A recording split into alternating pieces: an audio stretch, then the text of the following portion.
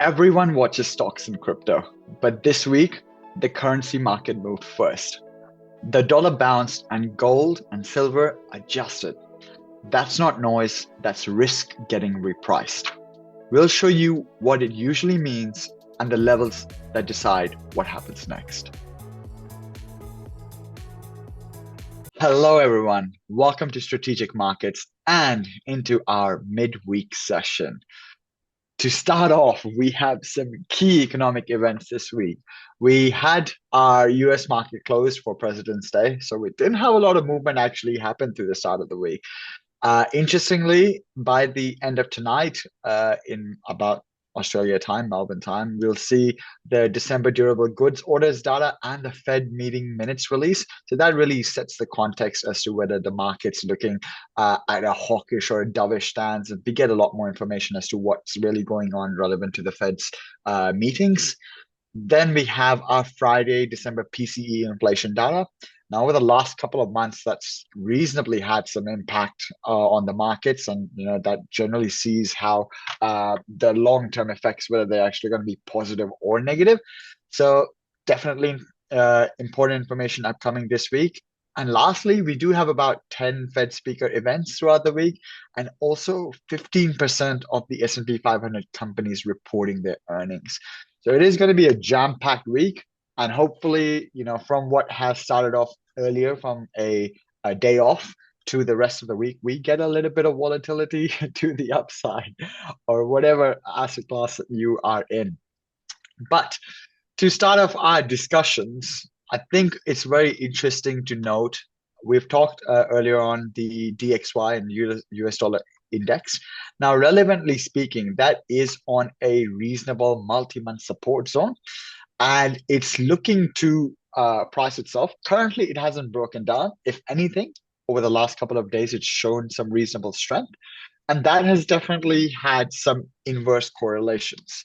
What do I mean by that? Well, if you look over here, you can see that the DXY has made a little bit of a reasonable uptrend over the last couple of days. So that's definitely holding up. As that's happened, what's that's done for something like gold and silver? Well, in the short term, it has made a little bit of a downward trend. Now, whether that just bounces from here and moves or whatnot, we still have to see. But silver, even more so, we've been talking about it for quite a while now, over the last couple of weeks, that silver has been trending downwards and it's not holding up as well as gold. So whether that dollar index repricing and having a little bit of an upward trend has affected the metals, there's definitely a little bit of an inverse correlation currently for the short term. So as we talk through that, just some little relevant news as well. We did have the CPI data come in last week, and it did come in at about 2.4% year over year.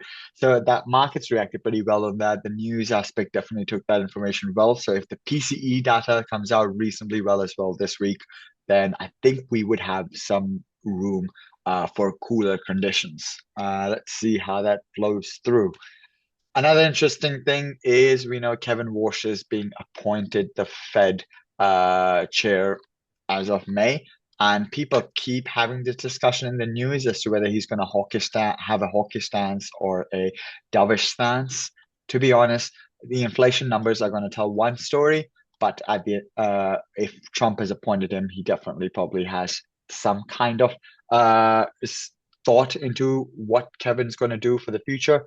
But yeah, that's just relevant noise in the market, and it's kind of worth just mentioning as it just get around a lot. But speaking about Trump and taking a pivot into a little bit more risk on aspect, and a topic that's personally my own favorite is crypto related and Trump's hand in the crypto market structure bill. Now, this one came out very recently, about yesterday, and basically President Trump does say that the market structure bill will pass soon. He's pushing it as well to his best capability, as he says, forward so that this gets passed through Congress and the House. The interesting aspect is what's currently happening in terms of discussions is that we have Coinbase, which is more fighting from the side of the people in DeFi, and they want yield for stable coins because based on certain transaction way it helps build interest for the people who are invested in the DeFi structure of crypto. And then you have the central banks who say that, hey, we've been given a certain amount of fixed interest rate. We do not want to be giving that much yield because they have their own risk profiles and structures. If you ask me, I have a different opinion on that, but I'll keep it PG for this video. So with that being said, let's did push this particular crypto market structure bill a little bit back in terms of timeline.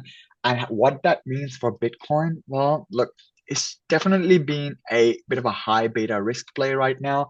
It's been declining, whether it's an inverse correlation to DXY or just in general. That's been the trend right now. Steve's going to do a cover on that more. And when we talk about Ethereum strength against Bitcoin, that's definitely a little bit more risk on aspect and to see, okay, risk on assets wanting to perform. Even though the MACD has recently flipped bullish on the daily chart, and this is something that's happened on Bitcoin as well, by the way, both of them flipped bullish on the daily chart. We are hoping for a relief rally, but right now, none of your major resistance levels have turned into support or anything like that.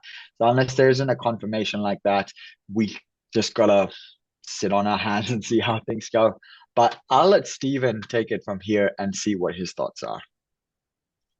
All right. Well, trying to keep it PG, eh? Well, that'd be about 30 coming right there. Well, for a start of a week, in terms of only having one trading day that we can talk about overall, there, a lot has really happened. So this is the DXY chart. Now, we didn't cover this in the weekend charts to take a look at overall there, because really not much had actually happened at the end of last week. But a little bit more has happened at the beginning of this week, when we can really take a look that it actually tested the Ichimoku resistance area again. Remember when we were talking about this around about a week or so ago, we were actually testing that Ichimoku area around about that area there, if you can remember that baseline area. Hmm. And we were talking about that resistance area aspect at that particular stage. Then it came back down and was really starting to look weak. Then it looked like it actually be stabilizing there for a while. Now it's coming back up to test that area again. So we're maybe seeing some strength back into this, as you have been suggesting there, Yash. But interestingly enough, that test of that resistance area may actually now be a little bit of a spot where it might actually find some spot where it says, okay, this might be about as far as we go before it actually starts advancing any further. So watch this space a little bit more overall there. That may have a little bit of an impact as to where gold and silver may actually find a bit of a stop, in terms of where they're actually progressing for.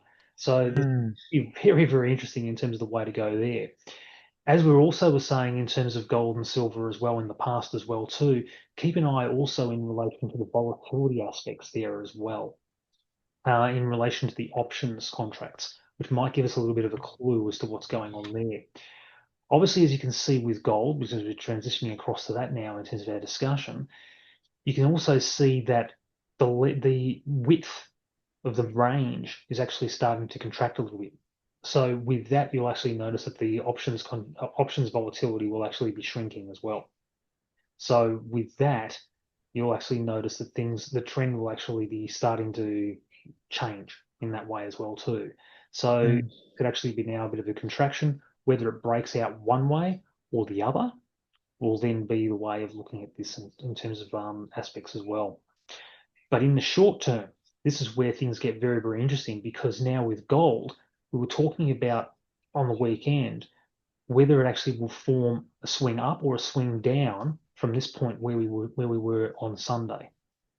Now, you can actually see very, very clearly we've swung down since this particular point. That's the thing with gold in terms of GLD being the ETF, Mm. traded fund, for those who don't regularly watch. So we've swung down with gold, but when it comes to the gold futures, we haven't clearly swung down as yet, because that's an outside day and we haven't actually made a clear swing down on the outside day as yet. So that's the thing with gold. When it turns to silver, though, we've clearly swung down on the silver futures, and we've clearly swung down on the silver ETF trust as well. So we've still got some more relative weakness in relation to silver compared to gold. That's the interesting thing there.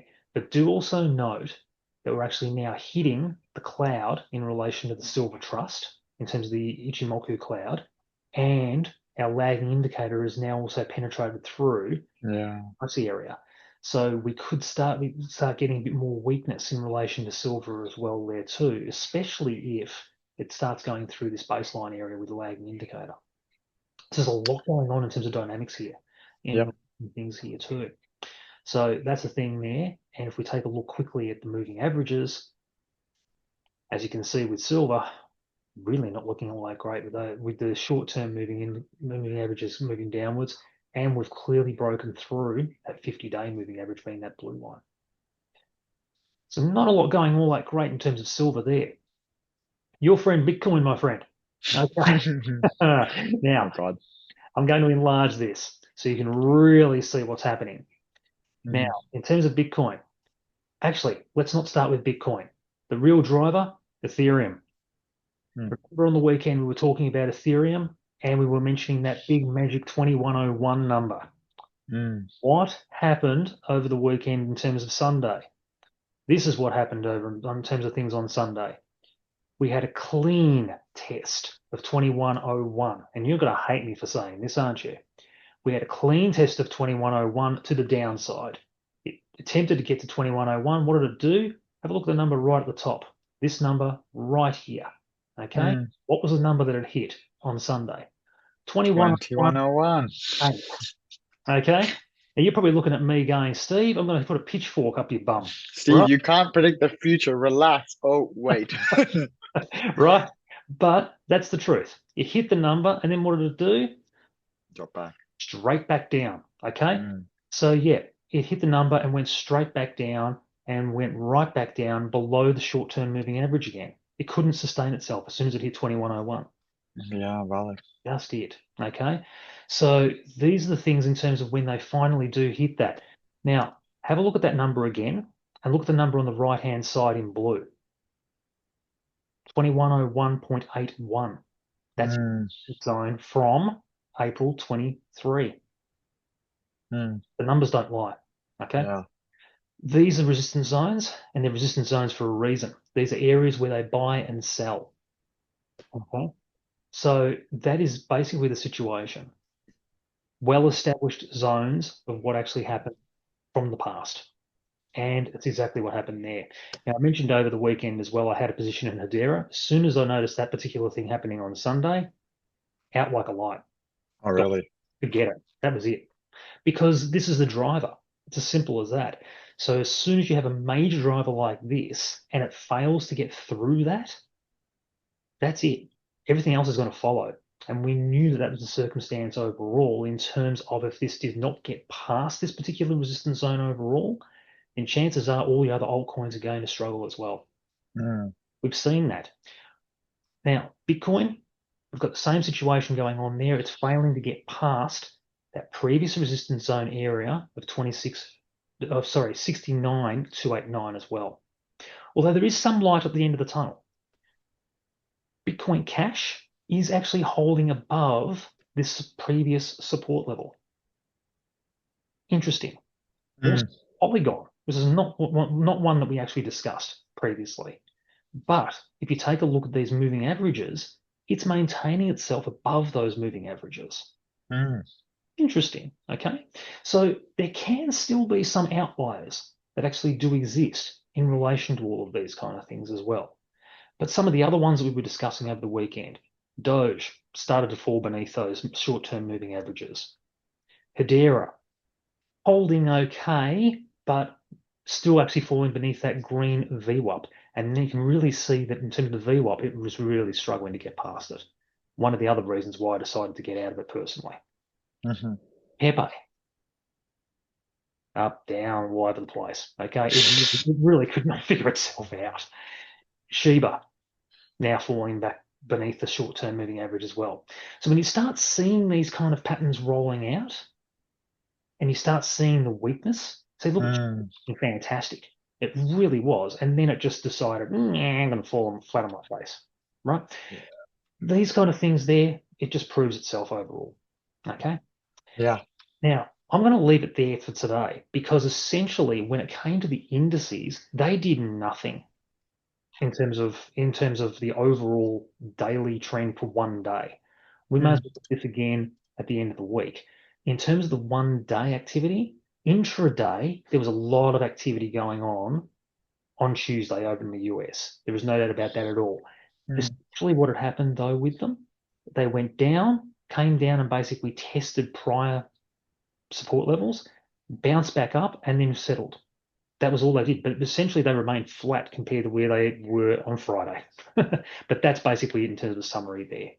But with that, mate, I'm going to pass it right back to you because really all we can do in terms of taking a look at where our previous positions were is basically having a look at where previous levels were and then assessing where we stand in relation to all of those. So with that, agreed. I'll pass back to you. Well, look, the next move isn't about headlines. It's about whether the dollar keeps weakening or snaps back, because everything is currently priced off that. Comment DXY, gold or crypto, which do you think leads next week? Honestly, I think it's going to be gold, or I think crypto could actually do well as well if we get a crypto market structure bill, but it's all up to the gods. Could be This it. is never financial advice, guys. It's just how we think about the markets. Thanks for tuning in. We'll see you next time.